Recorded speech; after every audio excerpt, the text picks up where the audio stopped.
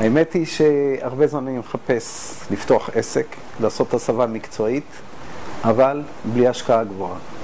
כשהתברר לי שאני כן יכול לפתוח בסכום מינימלי עבודה מצוינת, היו לי הרבה קריאות ובסדר גמור. לדעתי זה הצטבר כתוצאה מחלוקת מגנטים, פרסום, כמו שהסברת לי איפה לפרסם, באיזה מקומות לפרסם, זה למעשה מה שעשה את העבודה, ומפה לאוזן זה עבר, ואני מקווה שכך זה יימשך. לחלוטין. אני יודע שיש לי את כל הציוד, בא עם ביטחון, אני יודע שאני יוצא עם פתרון ללקוח. כל בעיה, אני מוצא לה פתרון, בלי בעיה.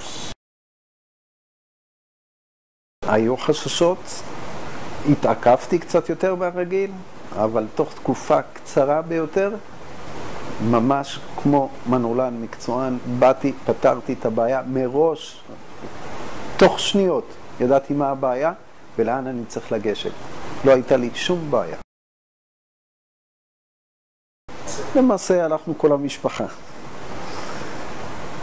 זה מין כיף כזה שיוצאים ביחד, עושים גם קצת כושר, עליית מדרגות, להוריד קצת את הכרס. מחלקים בבתים, לוקחים חצי שעה ביום, חצי שעה, שעה. מפזרים בשכונה, ברחוב מסוים, ומחרת שוב, וכן הלאה. היום כמעט כיסיתי את כל מעלה אדומים. מאמן טניס, ונתתי שירות תיקונים במוצרי החשמל והאלקטרוניקה. הרבה יותר קל. אני מעדיף לא להיכנס לתוך הבית, להגיע עד הדלת ולא יותר, ולא להזיז את המכונת כביסה עם מלא ציוד במרפסת שירות, כאבי גב. פה ממש עבודה קלה, ותוך פרק זמן קצר אתה מסיים את העבודה.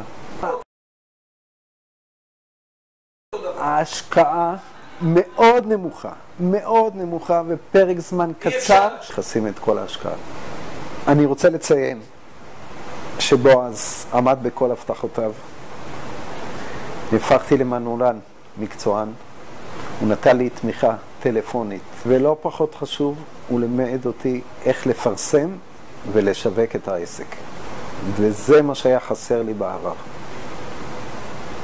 ממליץ בחום לעבור את הקורס על ידי בועז.